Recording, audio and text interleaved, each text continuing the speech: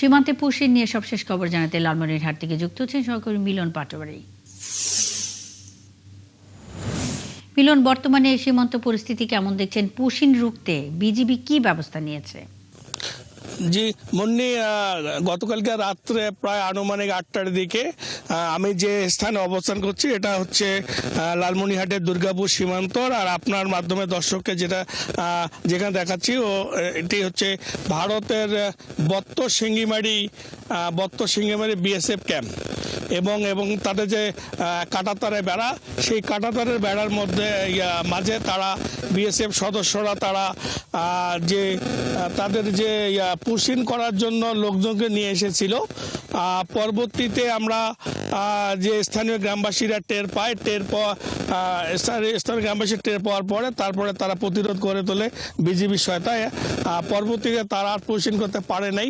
তবে বর্তমান সকাল থেকে যেহেতু রাতব্যাপী তারা স্থানীয় গ্রামবাসীরা সীমান্ত পাহারায় ছিল, আর বর্তমান সীমান্তের অবস্থা শান্ত রয়েছে। তবে এখন যে সীমান্তের ওপারে তারা ওই পুশিন করা ব্যক্তিদেরকে আবার পরবর্তীতে 924 থেকে 923 নম্বর মেন পিলারের দিকে নিয়ে গেছে। ওনারা মানে বিএসএফ বারবার এদেরকে এক পিলার থেকে আরেক পিলার নিয়ে যাওয়ার কারণে সীমান্তে উত্তেজনা সৃষ্টি হচ্ছে।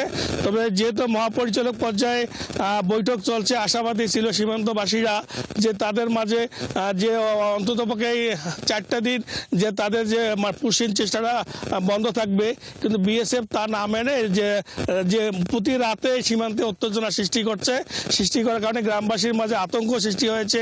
স্থানীয় গ্রামবাসীদের যে কৃষিকাজ করার জন্য সীমান্ত অঞ্চল যেতে বিজিবির পক্ষ থেকে বাধা প্রদান করা আছে এবং এছাড়াও যে সীমান্ত অঞ্চলে যে অনেকে বসত বাড়িতে রাত্রে তারা ঘুমাইতে পারছে না এবং একটা আতঙ্ক বিরাজ করছে সীমান্ত অঞ্চলে। তবে সকাল থেকে দুর্গাপুরের সীমান্ত অঞ্চলে শান্ত রয়েছে। তবে স্থানীয় গ্রামবাসীদের দাবি যে দ্রুত যেন পুশব্যাকের যে সমস্যাটা এটা যেন সমাধান হলে হয়তোবা সীমান্তে শান্ত পরিবেশ ফিরে আসবে। তবে লালমনিরহাটের আরও অন্য সীমান্তে আমরা খবর নিয়েছি, ওদিকে অন্য সীমান্তে শান্ত থাকলেও এই দুর্গাপুর সীমান্তে যেদিকে। মিলন পাটোয়ারি, অসংখ্য ধন্যবাদ যুক্ত বেশ কিছু তথ্যের জন্য।